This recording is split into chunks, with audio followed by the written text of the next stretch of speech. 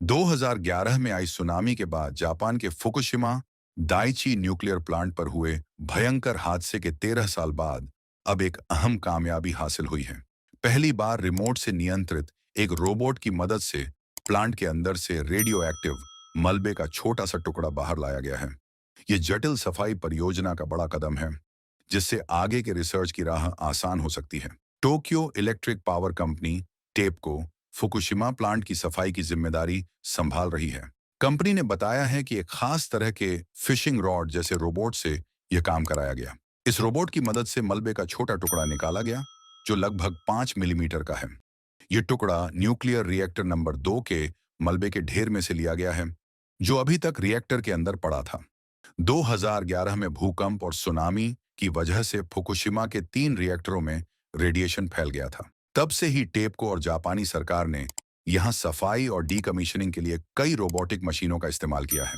लेकिन रेडिएशन के खतरनाक स्तर के चलते यह काम हमेशा चुनौतीपूर्ण रहा है। हाल के महीनों में टेपको ने एक खास रोबोट टेलिस्को की मदद से मलबे की सफाई का यह काम शुरू किया है।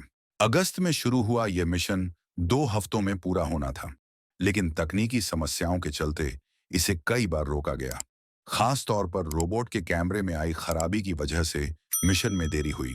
लेकिन पिछले हफ्ते टेलिस्को ने मलबे का टुकड़ा निकालने में सफलता पाई।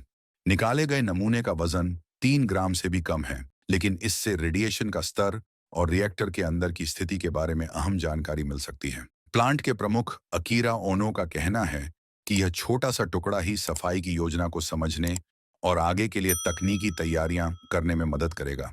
उन्होंने बताया, सैंपल की वापसी एक पहला कदम है, लेकिन बहुत महत्वपूर्ण है। इससे डीकमीशनिंग के अगले चरण के लिए बेहतर तैयारी की जा सकेगी और रेडियो एक्टिव मलबे को सुरक्षित तरीके से संभालने में मदद मिलेगी। सैंपल के डेटा का विश्लेषण करने के बाद इसे सुरक्षित ढंग से हटाने की योजना बनाई जाएगी। हालांकि विशेषज्ञों का कहना है कि सफाई का सफर अभी लंबा और अनिश्चित है। फुकुशिमा में रेडिएशन की वजह से प्लांट के आसपास की साफ सफाई दुनिया की सबसे मुश्किल परियोजनाओं में से एक है। 2012 में टेपको और जापान की सरकार ने सफाई का समय लगभग 30 से 40 साल तक तय किया था। लेकिन कई विशेषज्ञ मानते हैं कि इस तरह के बड़े और खतरनाक काम के लिए यह समय सीमा बहुत कम है। प्लांट में ठंडा करने के लिए इस्तेमाल हुए पानी का बड़ा भंडार भी एक चुनौती है। 2023 में जापान ने इस पानी को समुद्र में छोड़ने की प्रक्रिया शुरू की थी, जिस पर चीन और रूस ने आपत्ति जताई थी। चीन ने तो जापान से आने वाले समुद्री उत्पादों पर प्रतिबंध भी लगा दिया था।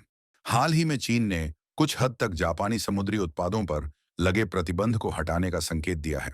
तकनीकी प्रगति और ताज़ा मलबा निकालने की कामयाबी के बावजूद फुकुशिमा सफाई की समय सीमा पर कई सवाल खड़े होते हैं। विशेषज्ञों का मानना है कि 30 से 40 साल का लक्ष्य बहुत मुश्किल है, क्योंकि इस तरह के खतरनाक मलबे को सुरक्षित तरीके से हटाना बेहद जटिल काम है। इसके साथ ही टेपको और जापानी सरकार को जनता की चिंताओं का भी सामना करना पड़ता है।